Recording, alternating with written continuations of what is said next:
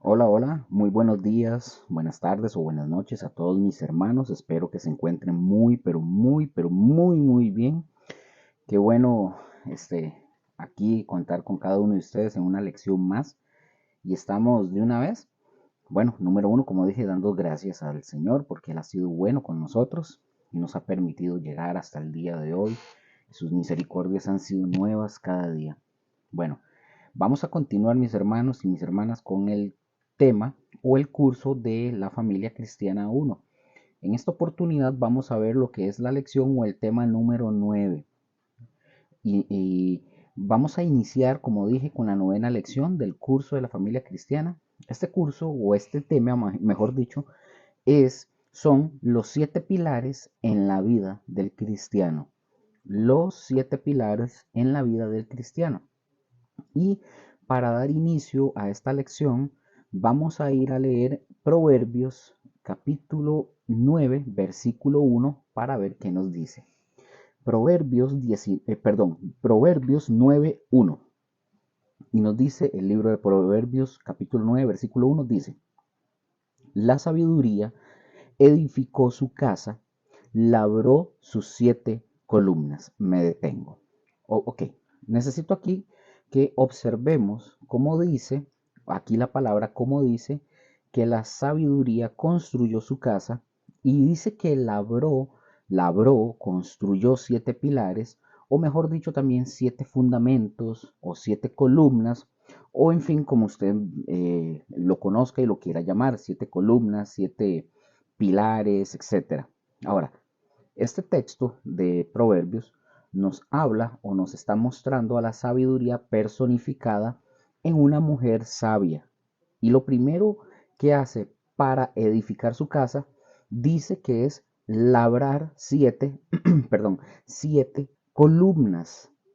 Ahora, hablar sobre las columnas o sobre pilares que está fundado en una vida saludable. Y si hablamos de pilares, por ejemplo, vamos a hablar, para poner unos ejemplos, si hablamos de pilares en el ser humano, por ejemplo, el comer, hacer deporte, descansar, comer sano, todo eso es lo que está formando, por ejemplo, esos pilares en las personas. Pero ahora pongan atención.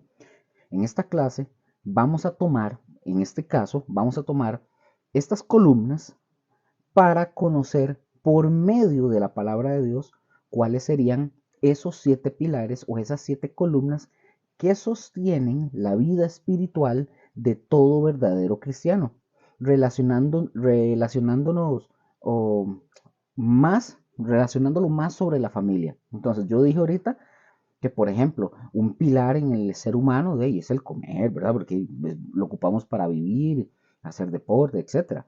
Pero ahora, en relación a la vida espiritual, vamos a tomar estos 7 pilares y los vamos a relacionar, como dije, más sobre el tema de la familia cristiana. Ahora, el texto nos está hablando de 7 elementos básicos e indispensables, ojo, que pongan atención, que tienen que estar presentes en la vida espiritual, que como hijos de Dios estamos ustedes y yo construyendo para la gloria de Dios.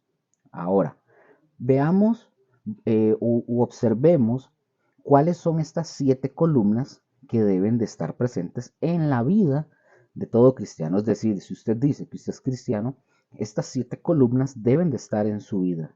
Ahora, si usted no tiene ni una, pues va a tener que revisar su vida y su cristianismo.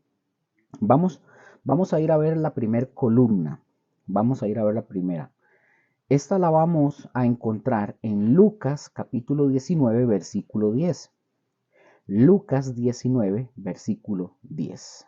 Pongan atención a lo que dice. Ahí ustedes en sus casas lo pueden leer también. Ahora, dice, porque el Hijo del Hombre vino a buscar y a salvar lo que se había perdido. Ahora, ustedes le van a poner como un subpunto, como número 1 o un subtítulo, si ustedes quieren, eh, ahí el punto de lo que vamos a ver.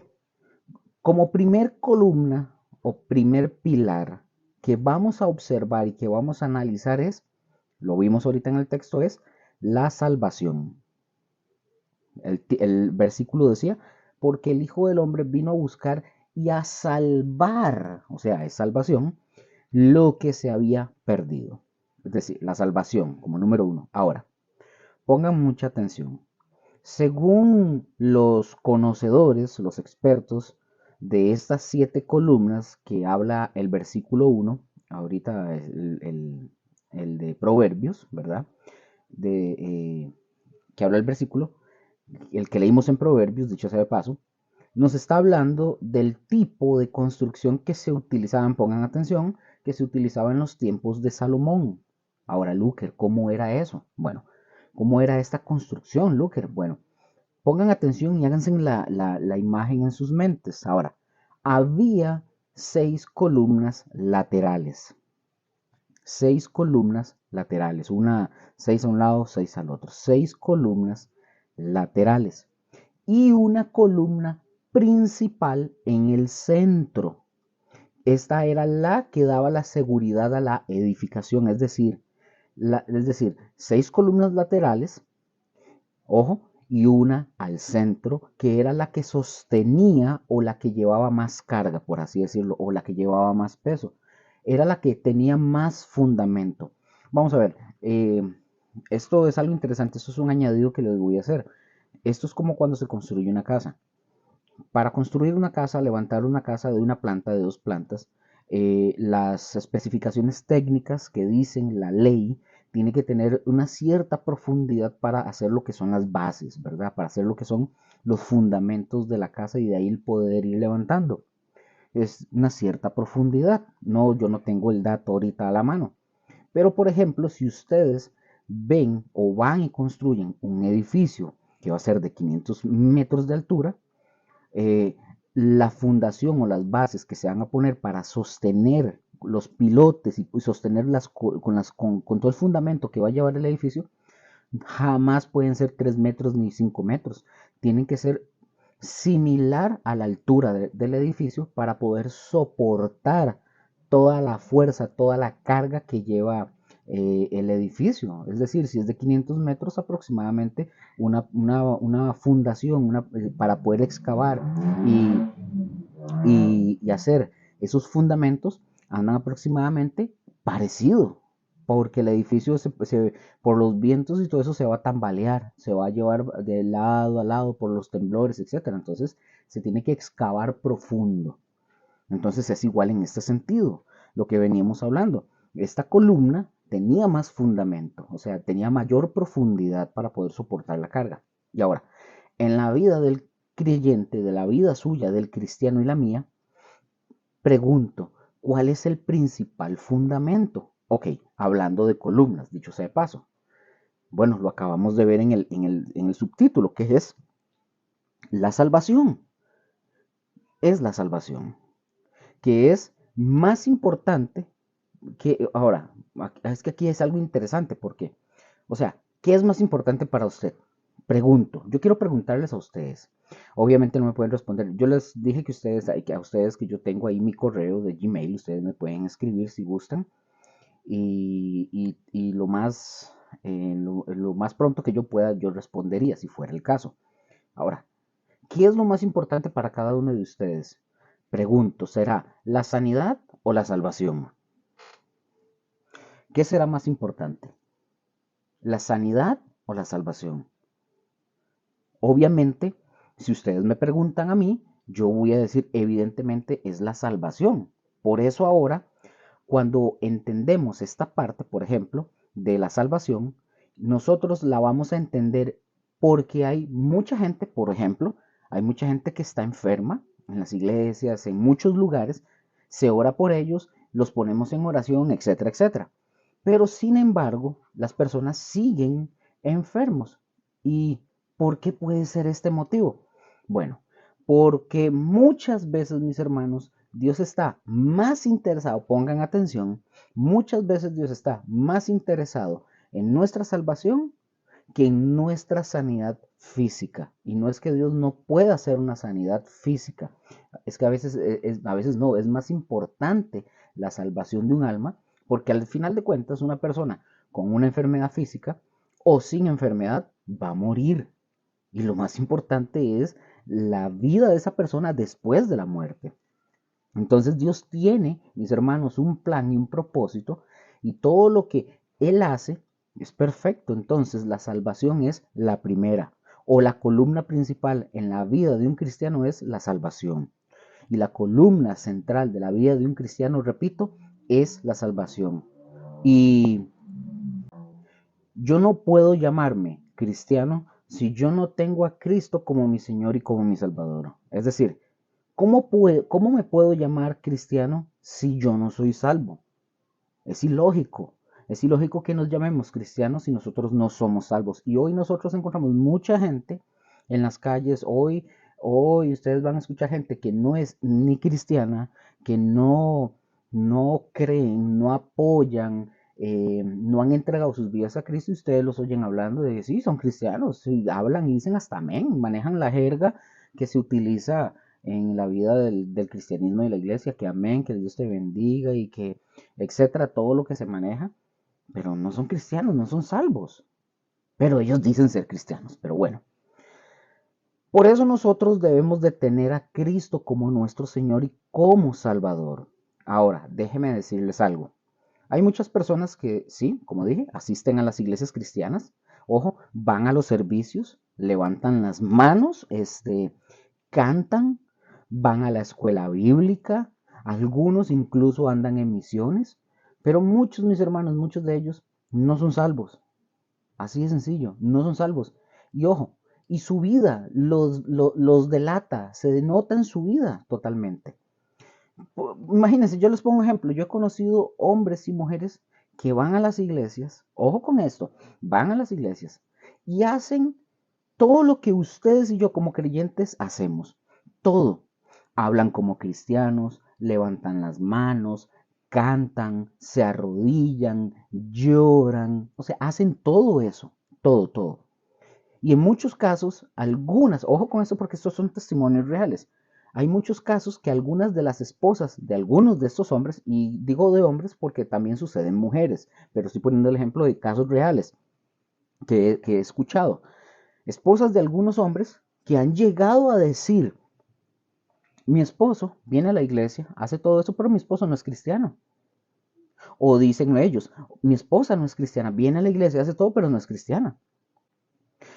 Y ojo, y si alguno de los que están ahorita escuchando esta enseñanza, ustedes me preguntan que de dónde saco yo esto, pues porque las mismas esposas o los esposos en algún momento determinado se han acercado a contarnos y nos han dicho y dicen, es que mi esposo, y uno les pregunta, pero usted por qué dice que él no es cristiano, un ejemplo, y de verdad, porque usted dice que él no es cristiano. Ellas mismas han dicho, mi esposo me lo ha dicho y dice que él no es cristiano y que estos hombres dicen, yo voy a esa iglesia porque a mí me gustan los cantos, me gusta mucho la enseñanza, me gusta cómo enseñan la Biblia, pero realmente no, yo sigo siendo, por ejemplo, católico, algunos dicen, en serio.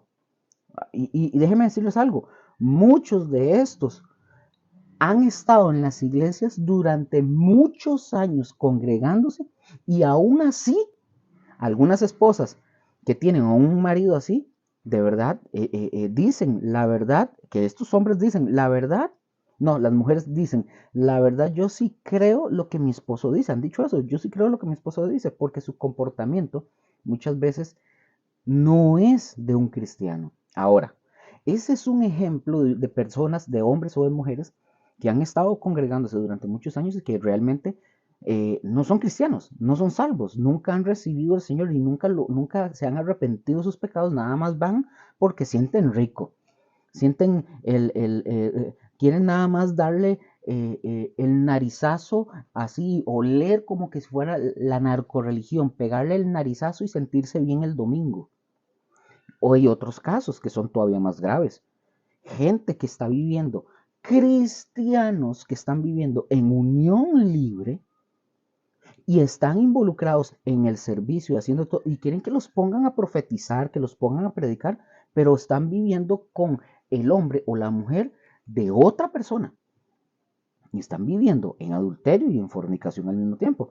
Pero van a la iglesia, dicen que son cristianos y utilizan el mismo lenguaje. O sea, por favor, cuando la Biblia es tan clara con este tipo de temas.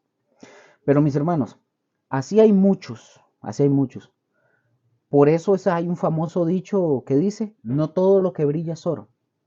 Famoso dicho que no todo lo que brilla es oro. Entonces, la parte más importante, mis hermanos, por la que Dios, como lo dice en Lucas 19:10, que dice, porque el Hijo del Hombre vino a buscar y a salvar lo que se había perdido. Ahora, ¿cuántos de ustedes y yo estábamos perdidos? Todos, ustedes y yo estábamos perdidos. Entonces, la columna más importante en la vida de los cristianos es esta parte de la verdad de la salvación. Pero mis hermanos, lamentablemente, en muchísimas congregaciones o denominaciones, líderes, pastores, iglesias enteras se han desenfocado de este propósito de la salvación. Y para muchas iglesias el versículo ahorita, el que leímos, para ellos, según verdad, para muchos de ellos el versículo debería de decir, otra vez, para ellos el versículo debería de decir, porque el Hijo del Hombre ha venido a buscar y a enseñar adoración. Oh. O porque el Hijo del Hombre ha venido a darles el don de lenguas. Eso es lo que para muchos quisiera que ese versículo dijera. Porque el Hijo del Hombre ha venido a buscar y a prosperar y ha venido a sanar. No, mis hermanos. También ha venido a buscar lo que se había perdido y a buscar y a salvar lo que se había perdido. Así es como dice el texto. Para algunos otros, el texto no quisieran que no dijera eso. Gracias a Dios por esa parte, de verdad. Y podemos decir que es tremendo. Tremendísimo. Vamos al segundo pilar, mis hermanos. Este lo vamos a encontrar en Juan capítulo 3, versículo 7. Juan 3, versículo 7. Vamos a ver qué dice Juan capítulo 3, versículo 7. ¿Cuál sería, Luker, la segunda? La número 2, ustedes lo ponen ahí en sus casas como un subtítulo punto 2. La conversión, el nuevo nacimiento. Ese es el número 2. Ya vimos la salvación. Ahora el pilar número 2 es la conversión y el nuevo nacimiento. Ahora, del nuevo nacimiento, mis hermanos, viene la conversión. Por eso lo puse en ese orden. Es decir, ¿qué es lo primero? ¿La conversión o el nuevo nacimiento? ¿Cuál de los dos? ¿Cuál de los dos es lo primero? ¿La conversión o el nuevo nacimiento? Mis hermanos, la respuesta es sencilla, es el nuevo nacimiento. Viene el nuevo nacimiento. ¿Por qué, Luker? Porque viene el nuevo nacimiento y de ahí, del nuevo nacimiento, viene el cambio a la vida de la persona, viene el cambio a la persona, es decir, viene la conversión. Por eso se dice, ustedes van a escuchar cuando alguien se convierte al cristianismo, dicen que ya está convertido, porque ya nosotros empezamos a ver cambios en las personas, en buena y sana teoría. Y lo digo en buena y sana teoría, no por la obra del Señor, sino por las personas, ¿verdad? O sea, toda persona que ha recibido de verdad a Jesús como Salvador, como su Señor y Salvador, fíjense bien lo que les voy a decir. Toda persona, ojo, toda persona que ha recibido a Cristo Jesús como su Salvador y como su Señor, pongan atención, tiene que tener un cambio en su estilo de vida, sí o sí. Así de sencillo. Toda persona que ha recibido a Cristo Jesús como su Salvador y como su Señor, ojo, tiene sí o sí que tener un cambio en su estilo de vida. No estoy hablando de perfección, ¿verdad? No malinterpreten eso, porque algunos van a decir, ve, usted es un hipócrita, algunos que le tiran a los familiares. Hipócrita, usted no ha cambiado, esto y lo otro, porque es un proceso. La santificación en los hijos de Dios es un proceso, la santificación es un proceso de vida. Ahí va, es de continuo. Eso no es que ya somos santos en la perfección, no. Es la santificación, es de por vida, o sea, vamos incrementando en ese sentido. Ahora, todos aquellos o todos los que reconocen a Cristo como Señor y Salvador, mis hermanos, tienen y tenemos que tener un estilo de vida diferente en nuestras prioridades, en nuestra manera de actuar, de hablar, etcétera. Y a ese cambio es el nuevo nacimiento que ya ha ocurrido en nuestra vida. Ahora, hay un pasaje, hay un pasaje que me gusta mucho en el libro de los Hechos, que es el de la conversión de Pablo. Ustedes ya supongo que ustedes lo han leído. Pablo, recordemos que antes de ser convertido al cristianismo, ustedes ya saben que Pablo mataba a los cristianos, los perseguía. Pablo se gozaba cuando los apedreaban y maltrataban a los cristianos. Pablo era un hombre con todo el conocimiento de las escrituras, pero fíjense cómo este hombre, Pablo, un día dice la escritura que él va de camino, ¿verdad? Y de repente tiene un encuentro exclusivamente y directamente con Jesús. Y si ustedes se fijan, pongan atención, si ustedes se fijan, la vida de Pablo, a raíz de ese encuentro, después de que se encontró con Jesús, nunca más volvió a ser la misma persona. Nunca más. Después de ese encuentro, nunca más volvió a ser el mismo. Jamás. Ahora, yo les pregunto a ustedes, ¿cuántos de los que están escuchando esta lección, cuántos de ustedes han tenido verdaderamente un encuentro con Jesús? ¿Cuántos? Ustedes analícense ahí en su casa. ¿Ustedes de verdad han tenido de verdad un encuentro con Jesús? Díganlo ustedes ahí mismo. Ustedes solo son los únicos que están ahí solitos y ustedes sabrán. Ustedes son los únicos que sabrán. Y tal vez algunos de ustedes en conciencias, tal vez ustedes levanten la mano ahí y ustedes digan, sí, yo lo he tenido, ok. Entonces yo te pregunto a usted, y usted dijo, sí, yo he tenido un encuentro con Jesús, yo les pregunto, pero ¿qué dicen los que viven alrededor suyo? ¿Qué dicen los de tu casa de ti, de tu cristianismo? ¿Qué dicen? ¿Realmente estás convertido? ¿Qué dicen los jóvenes? ¿Qué dicen tus papás de ti en tu casa? ¿De verdad han visto cambios en tu vida? ¿Verdaderamente eres un convertido? Y ya no eres aquel muchacho rebelde, quejón, malcriado. Ahora viene su papá y le dice, vaya hijo, recoja y limpie su cuarto. Y usted viene y le dice, sí papá, sí señor, sí mamá, sí señora, ahorita voy a terminar de orar y recojo el cuarto. Así son ustedes, ya. Si ustedes dicen que son de verdad convertidos, ustedes ya hacen eso. Pregunto, ¿cuántas mujeres pueden decir mi esposo? Y aquí yo mismo me pongo la soga al cuello. Ojo con esto. ¿Cuántas mujeres, incluyendo a mi esposa, cuántas mujeres pueden decir mi esposo es un genuino convertido?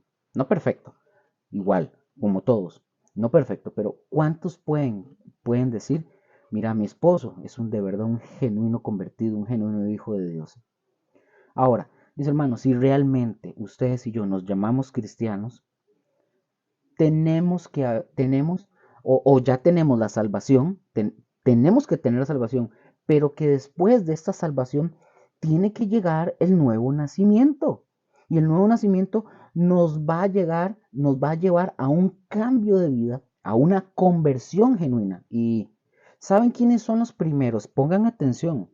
¿Saben quiénes son los primeros que deben de gozar y disfrutar ese cambio de vida y ese estilo de vida y esa conversión? Los primeros que la deben de gozar, nuestra familia. Son los primeros que ellos deben de gozar, ver esa conversión, ese nuevo nacimiento en nosotros, la familia. ¿Por qué? En la familia, los primeros son los de mi núcleo. Ahora, cuando yo hablo de familia, vamos a ver, yo voy a encontrar oposición, a mí me van y a ustedes probablemente se los vayan a comer. Familiares que no viven, o sea, cuando yo hablo familia, yo estoy hablando de mi familia, estoy hablando de mi esposa y de mi hija, mi núcleo. Yo no estoy involucrando a mis familiares, porque muy probablemente te vas a encontrar familiares que te van a cuestionar, que tal vez no quieran llegar al cristianismo porque tal vez tienen en su memoria de cómo era usted hace 20 años y no logran dejar el pasado atrás, eh, que tienen en su memoria que usted era así, que usted era lo otro. No, a usted le tiene que preocupar su núcleo, su esposa, sus hijos. Ahora, si usted es un joven y vive con sus papás, ese es su núcleo. Usted tiene que preocuparse que sus papás vean de verdad un cambio en usted. A eso me refiero. pero es en la familia, los primeros, los de mi núcleo, los que tienen que ver ese cambio y disfrutarlo. Es decir, aquí hablando de mí, mi esposa y mi hija tienen que disfrutar de ese cambio, ver que sí hay. Es decir, que ya no somos unos esposos malcriados, gritones, un esposo despreciable o esposos que llegaban borrachos o la mujer que nada más andaba perdiendo el tiempo de chismosa metida en casas de las vecinas o de los mismos familiares, etcétera, etcétera. O sea, yo no sé cuántas mujeres casadas están, por ejemplo, cuántas mujeres casadas están metidas en las iglesias, en el servicio, para dar un ejemplo, en el servicio, en actividades. Pero mis hermanos, no dan el ejemplo como dice la palabra para ganar a su marido. Que dice la palabra, que dice la palabra, ganar a su marido sin tan siquiera abrir su boca. Es al contrario. Son mujeres chismosas, tratan mal a su esposo, lo humillan, maltratan a sus hijos, hasta con malas palabras. Sé lo que les estoy diciendo. Sí, y esas que dicen que son cristianas. Ah, pero ustedes las van a ver en un púlpito presidiendo o cantando o diciendo alguna palabra, pero en la casa madreando a medio mundo y chismeando. Mujeres desobedientes, malcriadas, que se ponen o se ponen por encima de la posición que le corresponde al marido y un sinfín de cosas más. O por ejemplo, un marido que no ve, no ve de ejemplo de estas mujeres que se dicen ser cristianas y que con qué ganas van a querer estos hombres venir a Cristo si sus esposas no están dando el ejemplo que la Biblia les manda a ellas, que entre comillas deberían de saber y de aplicar. ¿Mm? Eso, y ojo, he conocido mujeres que vienen y dicen, vienen y dicen, mira, háblele a mi esposo, dele el mensaje, predíquele, enséñele, eso y lo otro. Mi pregunta es para ustedes, mujeres.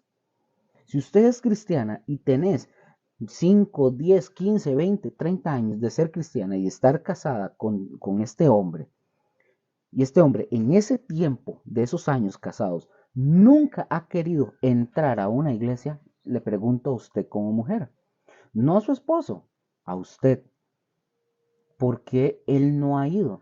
¿Será que usted no es el verdadero ejemplo de una hija de Dios, una cristiana, que dé el ejemplo en obediencia, en sometimiento, en la palabra de Dios, que Él pueda ver que en usted verdaderamente reposa el Espíritu Santo, que ese hombre pueda ver en usted que usted es una mujer que Él pueda decir, wow, yo quiero conocer ese Dios que tiene mi esposa?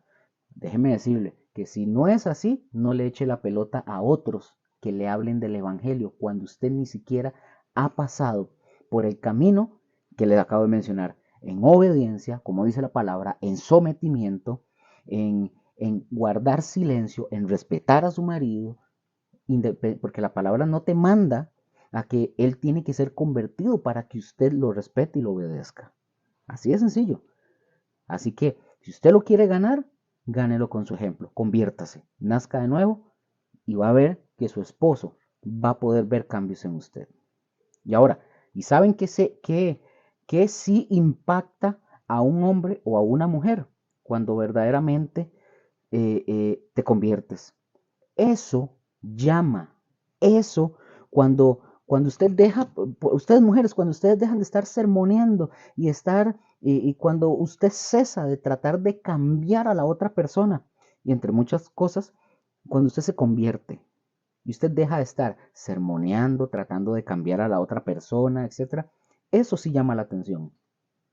Eso llama la atención. Decía un pastor que cuando él, antes de que él se convirtiera, dice que su esposa, antes de que ellos conocieran del Señor, la esposa era a cada rato, ella se convierte primero, pero que a cada rato ella lo sermoneaba y le decía, tratando de cambiarlo, y le decía, y estaba encima, lo hostigaba, lo hostigaba. El hombre no quería nada con Dios, nada. Hasta que un día la mujer entendió que ella debía de respetar a su esposo, debía respetar las decisiones de su esposo, etcétera, y ella someterse y obedecer. Dice este hombre que cuando él empezó a ver los cambios en ella, él se le acercó y le dice, ¿qué pasó? O sea, porque dice que paró de sermonearlo, paró de tratar de cambiarlo, ya no lo estaba molestando, nada. Y dice él que eso fue tan impactante para él que eso lo hizo a él decir, man, yo quiero conocer a ese Señor, yo quiero conocer a ese Cristo. Oiga, es pastor ahora. Es pastor, toda su familia ahora son creyentes, él es pastor, sus hijos ya están grandes, etcétera. Porque eso lo marcó a él, eso le demostró a él más que otras cosas. Así de sencillo. Ahora, vamos a Pedro para avanzar. Vamos a Primera de Pedro, capítulo 3. Y yo no sé cuántas esposas que están oyendo esto, su esposo no sé si serán cristianos. Bueno, vea lo que dice a estas mujeres que le estoy hablando, vean lo que dice Primera de Pedro 3.1. Dice, pongan atención.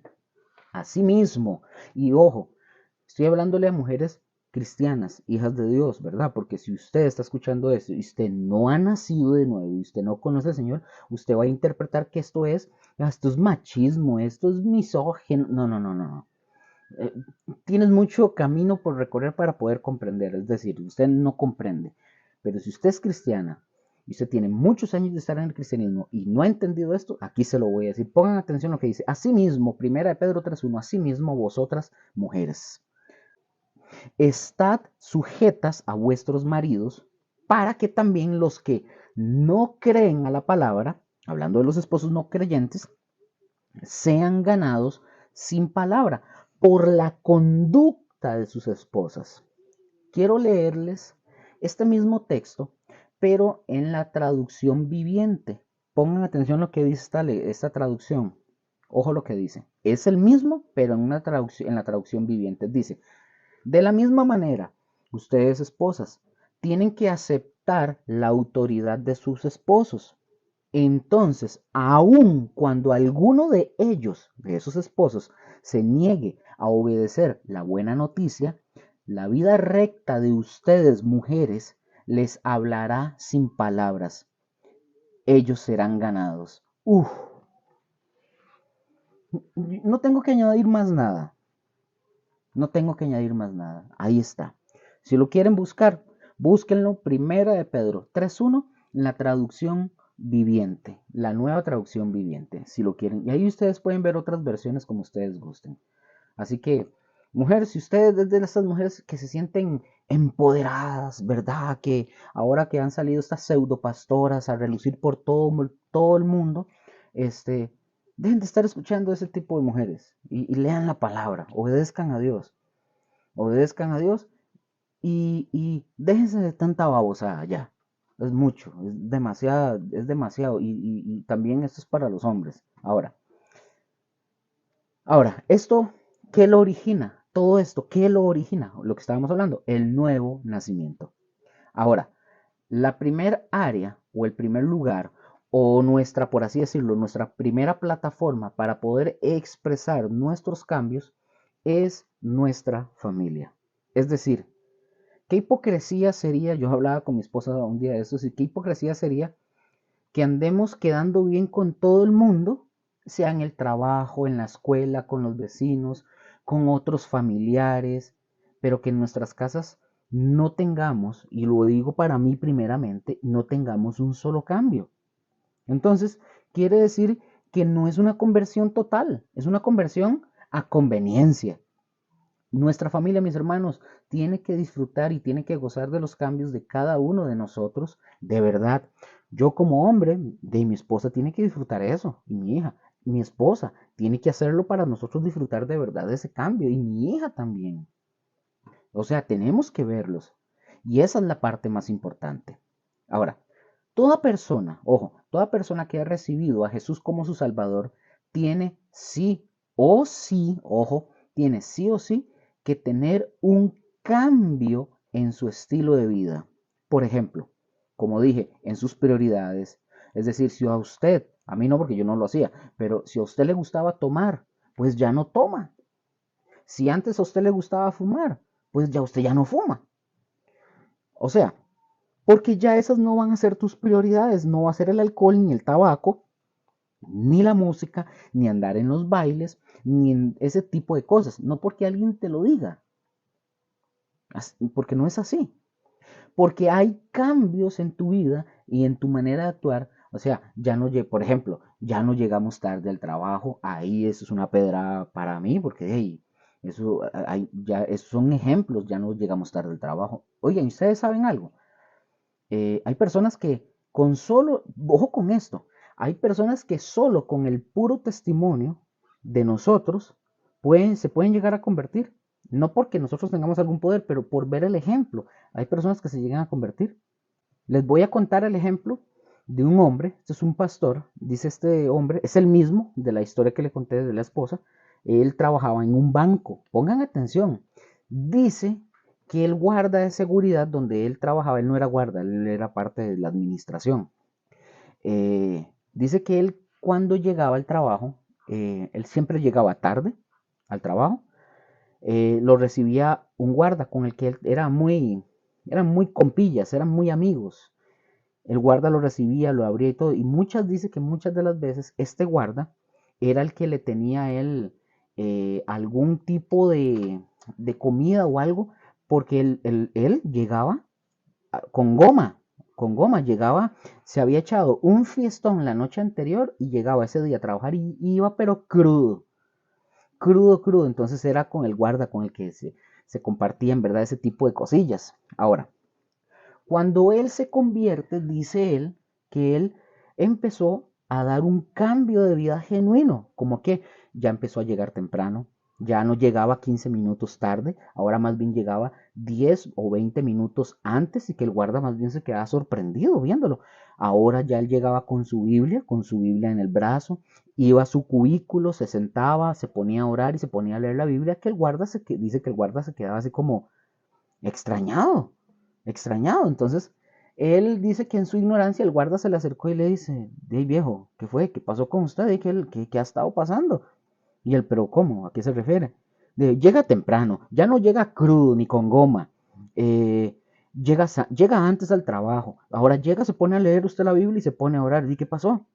Entonces dice él, bueno, y es que encontré a Jesús. Bueno, dice él que cuando él dijo que encontré a Jesús es equivocado, porque nosotros no encontramos a Cristo, Cristo nos encuentra a nosotros. Pero dice es que ya encontré al Señor y dice que él a puro testimonio de llegar temprano a su trabajo, orar, ser ferviente en ese sentido, dice que el guarda, por una bronca que tuvo con su esposa y su familia, dice que llegó y le dijo, mira, bro, compa, viejo, necesito ayuda, necesito que me ayudes con esto porque es que estoy pasando, ¿qué me recomiendas? Dice que este pastor, que este hombre, el guarda, se llegó a convertir por el mero testimonio de este hombre. Se convirtió. Llegó, aceptó a Cristo, hoy toda su familia dice que son familia de creyentes, sus hijos, etcétera, su vida la mejoró, un montón de cosas. Pero mis hermanos, ven, aparentemente nosotros creemos que no pasa nada, pero la gente sí se da cuenta de todo. La gente se da cuenta de todo nuestro comportamiento, sí se dan cuenta.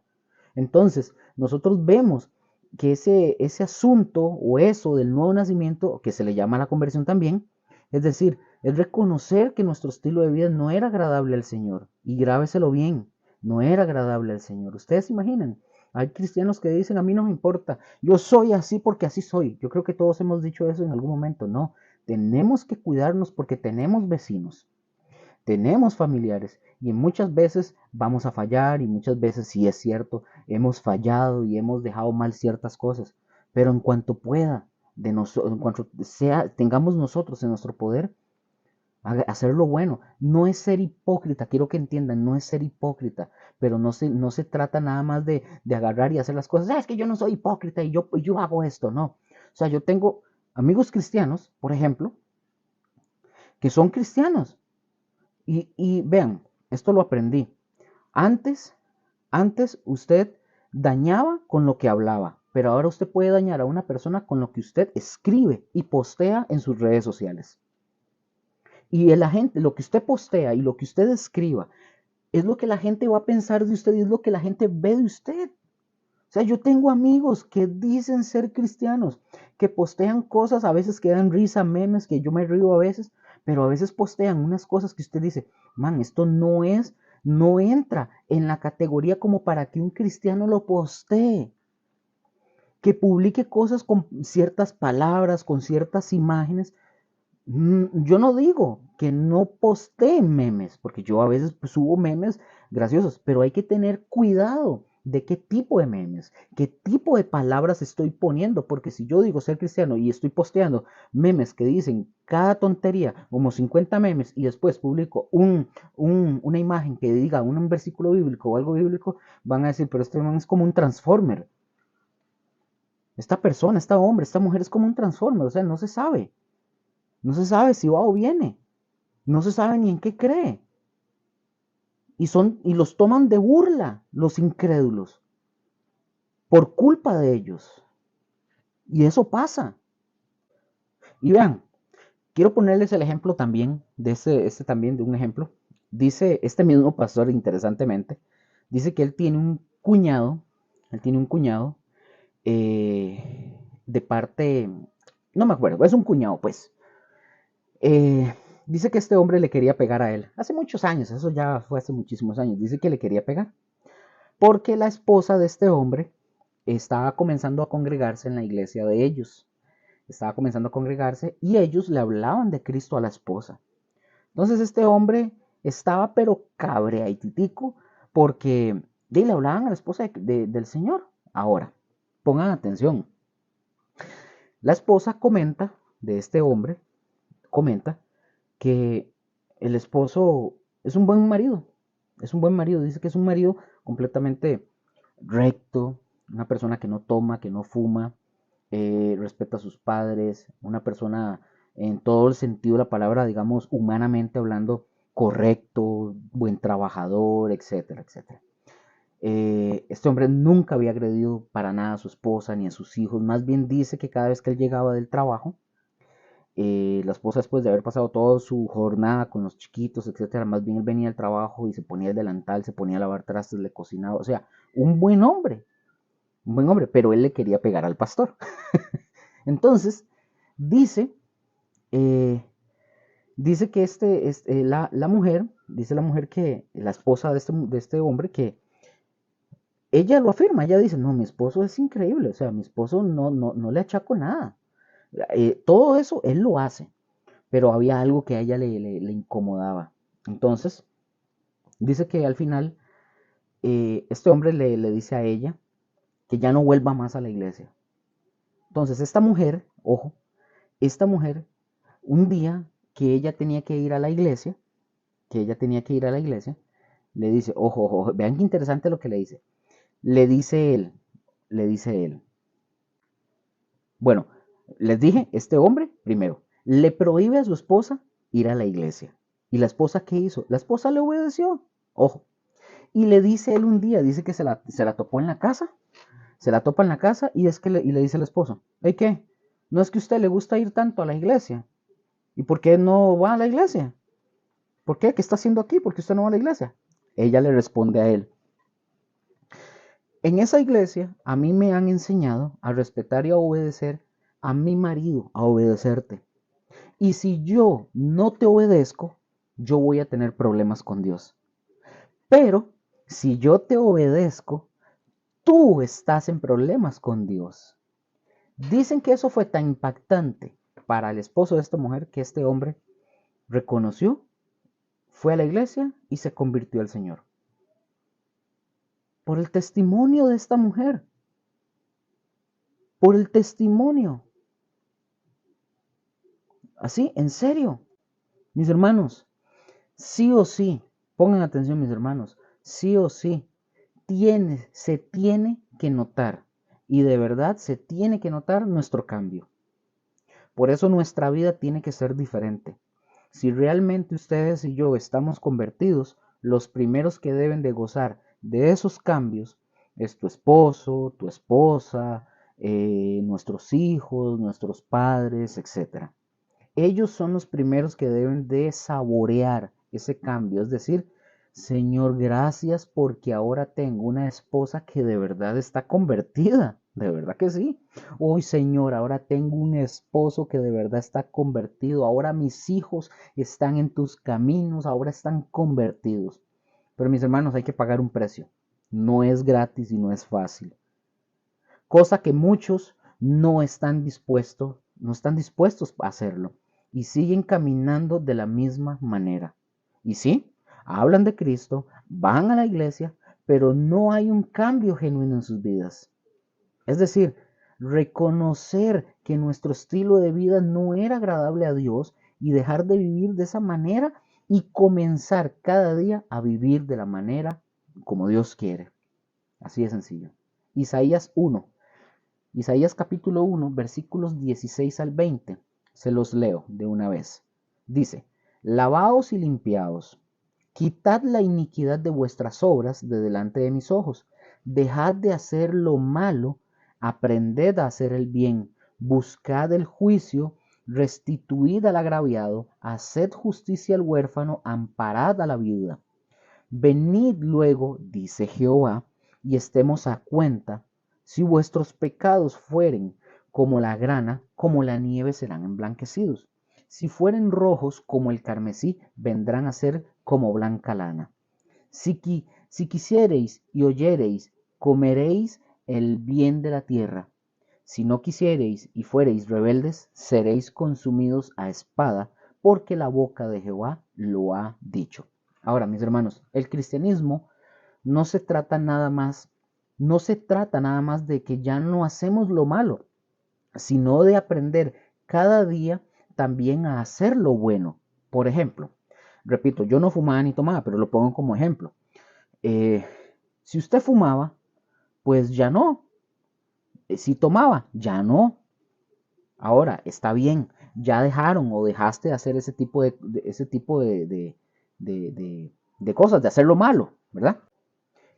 Pero ahora tenemos que hacer lo bueno, como que amar a nuestra esposa como esposo, amar a nuestros hijos, hijos respetar a los padres, obedecer a los padres, esposa amar a su marido, someterse a su marido, como dice la palabra, ¿verdad?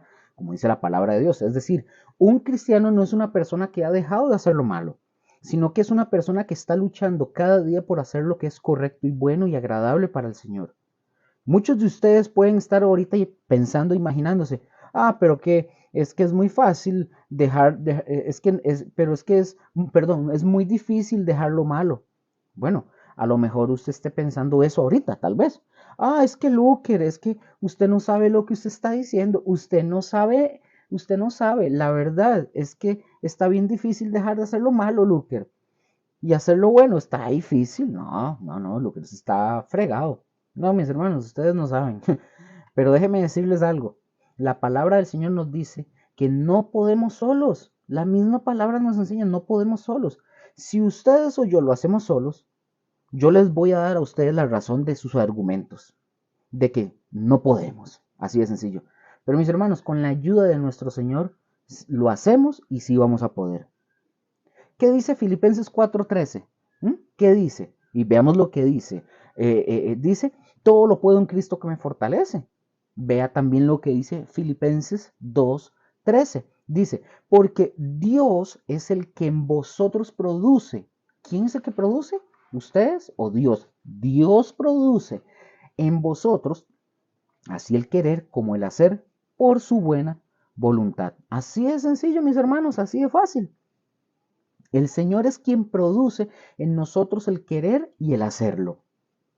Y lo podemos lograr, mis hermanos, por una poderosa razón, porque todo lo podemos en Él que nos fortalece.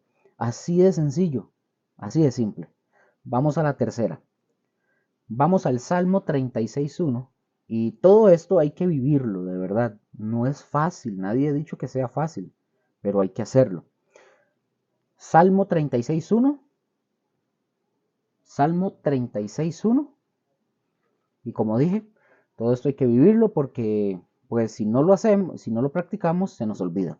Salmo 36:1 dice, la iniquidad del impío me dice la iniquidad del impío me dice al corazón, no hay temor de Dios delante de sus ojos. Ok, entonces, Luker, ¿cuál sería la tercera con base en eso? Ya lo vimos. Número 3, temor de Dios. Temor de Dios. El temor de Dios. Ahora, El temor de Dios es una de las características principales e infaltables en la vida de un hijo de Dios. Y es lo que distingue a un religioso de un verdadero cristiano. Ahora, les voy a poner un ejemplo. ¿Qué hace la diferencia entre un religioso y un verdadero cristiano? Bueno, déjenme decirles, un religioso, fíjense bien, un hombre o una mujer, y cuando yo digo un hombre religioso me estoy refiriendo a ambos, ¿verdad? A hombre y a mujer. Un religioso, ¿qué hace? Cumple con su propósito de ir a la iglesia. Pero, por ejemplo, si es un hombre, ¿qué hace un hombre? Algunos que son religiosos hacen esto. Deja lista la cerveza, la botella de guaro, porque piensa que cuando vaya a regresar a su casa después de la iglesia, ahí tiene para echarse el partidito, ya tiene todo planificado y planeado todo lo que va a hacer después de que viene de la iglesia, para echarse su fiestica. Y les voy a decir algo, porque ¿por qué hace eso? Porque no tiene temor de Dios en su corazón. Es decir, va a la iglesia para callar su conciencia. Canta, alaba al Señor y todo ese rollo de cosas. Pero llega a su casa y ¿a qué? A darle bonito a la botella. Así de sencillo. Partidito, fum fum, amiguitos y todo eso. ¿Y saben? Eso lo vemos mucho en los matrimonios. Eso sucede mucho en los matrimonios. Es decir, somos o no somos. Muchos, mis hermanos, llegan al culto, llegan, y les voy a decir una cosa, aquí se los voy a confesar, muchos matrimonios les pasa esto, hasta a mí me ha pasado. Muchos matrimonios llegan al culto, llegan peleados desde casa. Ya desde la casa ya van peleados. Escuchan la prédica y la terminan de escuchar y salen igual peleados. Ahora, usted dirá, Luker, y a usted le ha pasado, a todos nos ha pasado en algún momento que hemos caído en ese juego. Muchas esposas se han quejado de eso y muchos hijos se han quejado de eso. Eso es una persona religiosa. Va y escucha, pero no hay cambio en su vida. Y eso, y eso se da mucho, mis hermanos, en las familias, como maridos, como mujeres, van y escuchan la enseñanza que es apropiada para matrimonios o para la pareja, pero no hay cambios. Una persona que no tiene temor de Dios, nada le impide pecar, así de sencillo. ¿Y saben por qué motivo? Pues es el temor de Dios, es el freno de Dios en la vida de los hijos de Dios. Y no es un temor de que, ay, hago esto porque si no Dios me castiga. Uy, uy, uy. No, no, yo no estoy hablando de ese tipo de temor.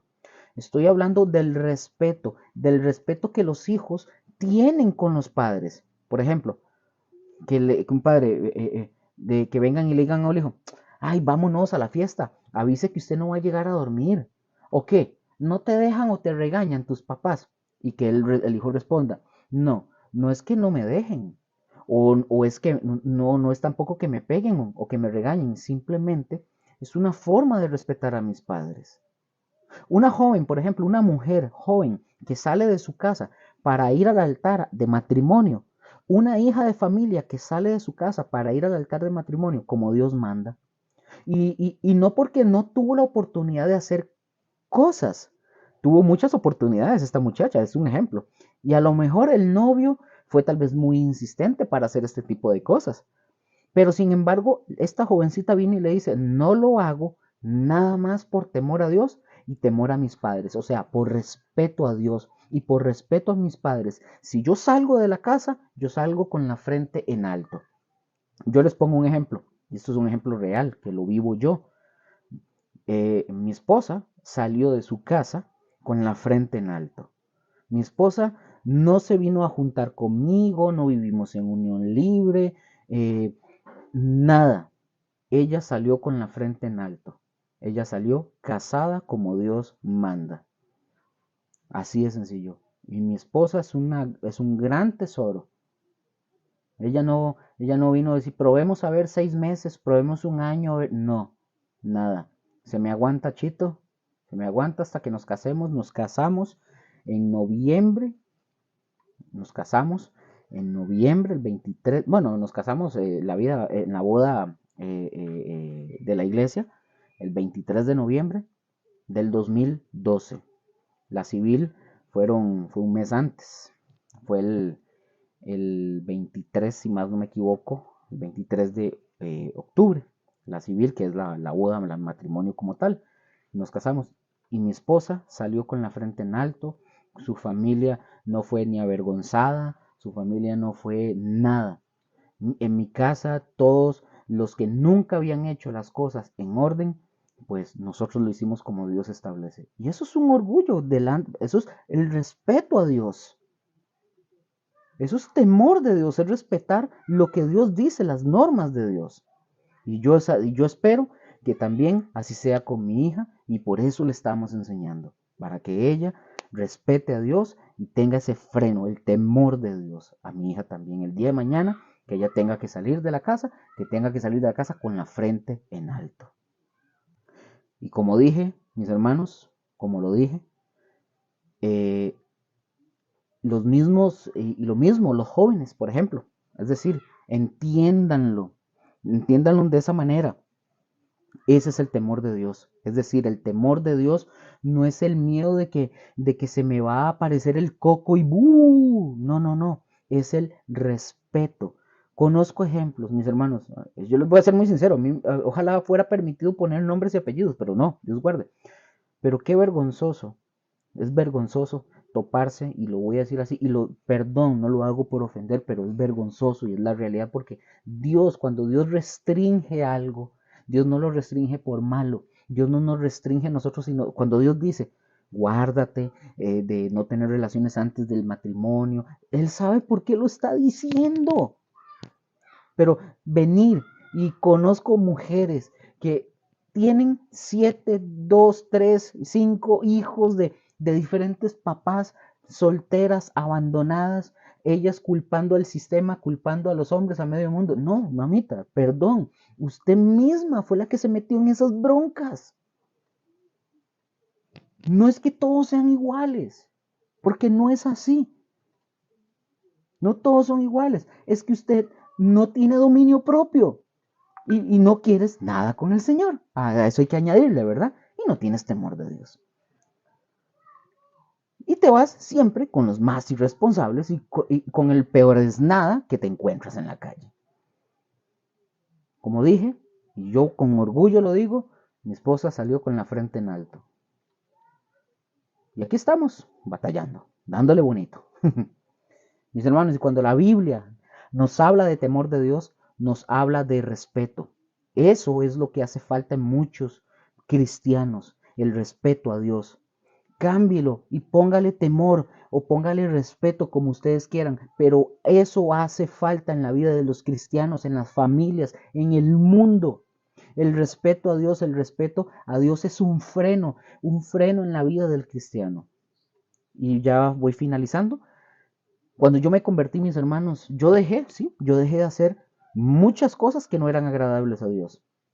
Y para muchos fue tan malo que algunos me decían, ¿qué? Ahora el pastor ya no lo deja hacer nada. No, mis hermanos, yo le voy a decir algo. A mí me vacilaron y me decían que en la iglesia ya no lo dejan hacer nada ni decir malas palabras, ¿verdad? No, no, porque Dios no, porque Dios o el pastor me castiguen. No, no es por eso, no es porque ellos me digan qué decir, no. Yo no lo hago.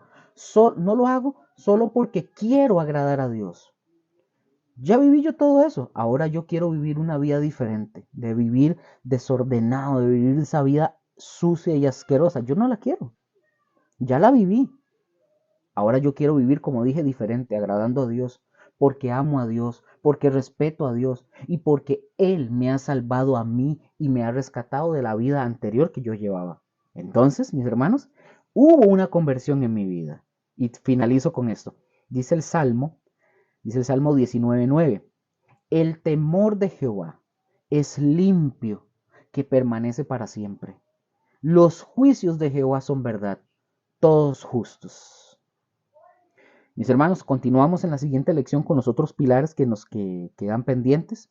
Aquí vamos a quedar ahorita y en la siguiente vemos los otros. Y de verdad les agradezco por este tiempo y de verdad, hay que ponernos la mano en el corazón, de verdad, y hace falta temor. Y todo lo que vimos y aprendimos, tenemos que aplicarlo.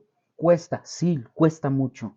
pero hagamos el esfuerzo, pidámosle ayuda al Señor para que nos ayude a poner esto en práctica y Él va a ordenar nuestros pasos y nuestras vidas. El Señor me los continúe bendiciendo. Muchísimas gracias y que la pasen muy bien. Bendiciones.